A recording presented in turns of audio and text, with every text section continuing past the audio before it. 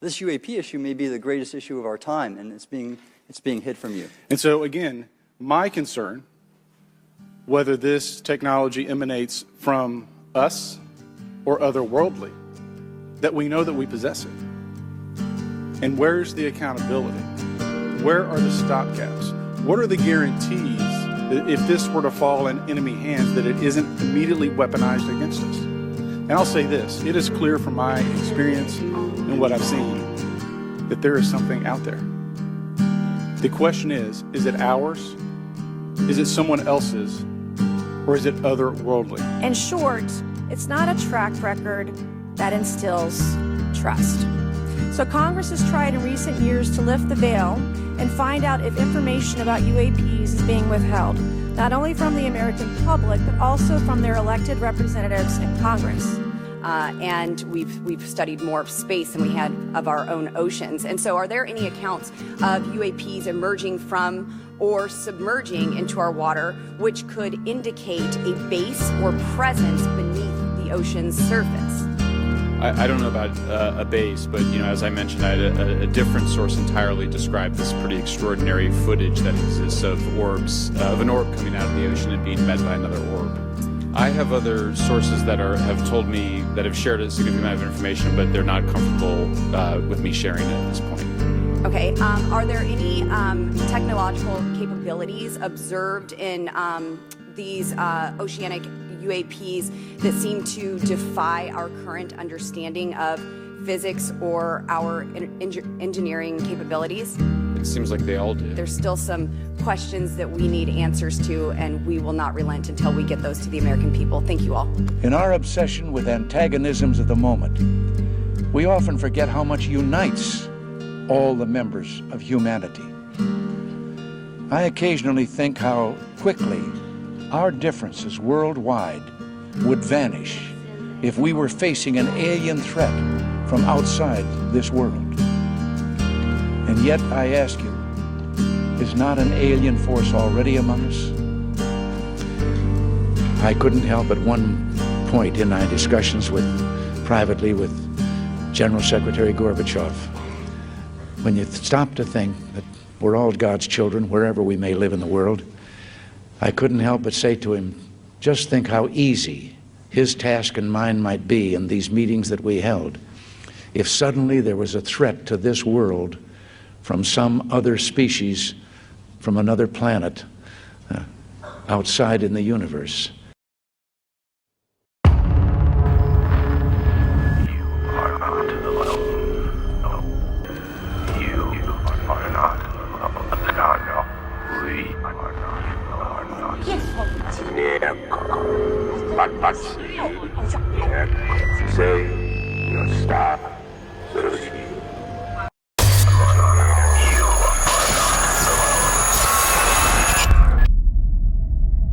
Since time began, man has gazed at the stars and he has wondered, am I alone? So much talk of AI and big tech today. Virtual worlds, what are they going to look like? When will we get there? Well, folks, we're not going there. They are coming here. Today really marks the first stage of an unprecedented technological advancement. We have begun to identify so-called Goldilocks planets. These are planets that share a similar relationship with their sun as we have with ours. If a planet's too far away from its sun, it's too cold. If it's too close to its sun, it's too hot. But for an Earth-like planet, the distance is just right, potentially perfect for sustaining life. We have finally managed to identify one planet that is the right distance from its star to hold water and is the right mass to sustain an atmosphere. Every 24 hours, our station in Hawaii will transmit a signal to Landsat 7, our deep-orbiting satellite, which will amplify and relay the signal to our targeted planet, which is rather grandly entitled Planet G. If there is intelligent life out there and they come here, it's going to be like Columbus and the Indians. Only we're the Indians. Please prepare to bear witness to the making of history. Start transmission.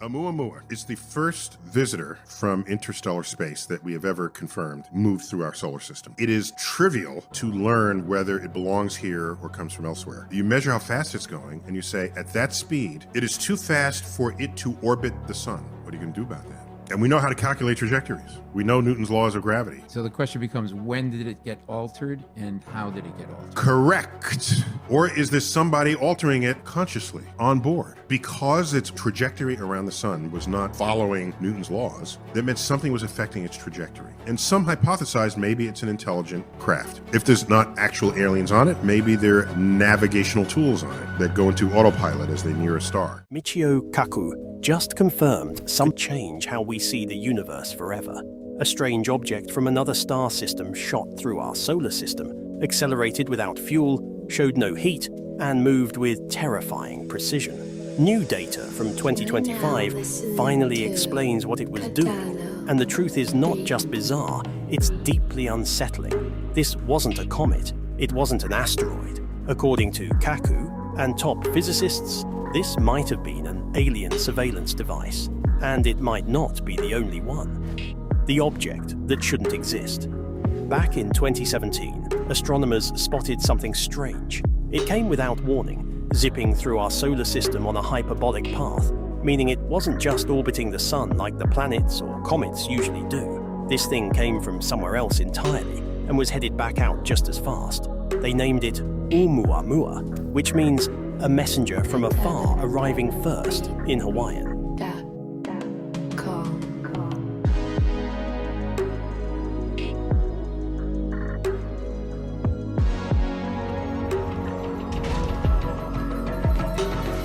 What is it, Parker? Take a look at this.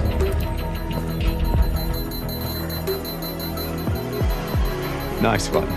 It's a joke, right? I don't think so.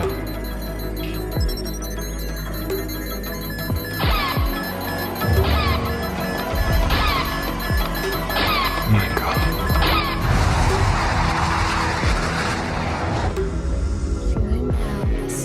Tracks. Correct. I've got 5 distinct objects. 5 distinct objects that are moving in formation. They're locked in on my signal. Correct.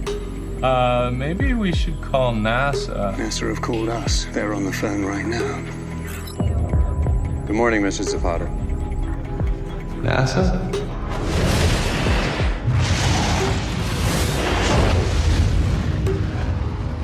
This is no meteor. Yes, we've checked. It's not the Russians. It's not the Chinese. Well, maybe we should call the Air Force because they might want to fuel up their jets. The Air Force is online. It appears the event is headed your way. Prepare yourself. Roger that. How would you suggest that I prepare myself, sir? Brace. In the remote Kimberley region of northwestern Australia, you'll find the Wandjina cave paintings, ancient Aboriginal artwork that shows figures that are nothing like the usual stick figure hunting scenes or animal drawings you see in other parts of the world. Instead, the Wandjina are drawn with big round heads, little mouths or no mouths at all, massive black eyes, white faces that almost look like they're glowing. Some are surrounded by halos or lines that shoot out from their heads. And if you're thinking, well, that kind of sounds like your classic alien in modern day, well, you're not alone. The local Aboriginal people say the Wandjina are powerful ancestral spirits, sky beings that brought law, culture, and even rain. Some believe these aren't just mythological spirits, but actual beings that ancient people saw with their own eyes. The mouthless faces, the oversized eyes, the auras, they all feel oddly familiar in today's world of UFO sightings and alien reports. Were the Wandjina just ancient gods, or something they imagined, or could they have been an entity that showed up in the sky thousands of years ago?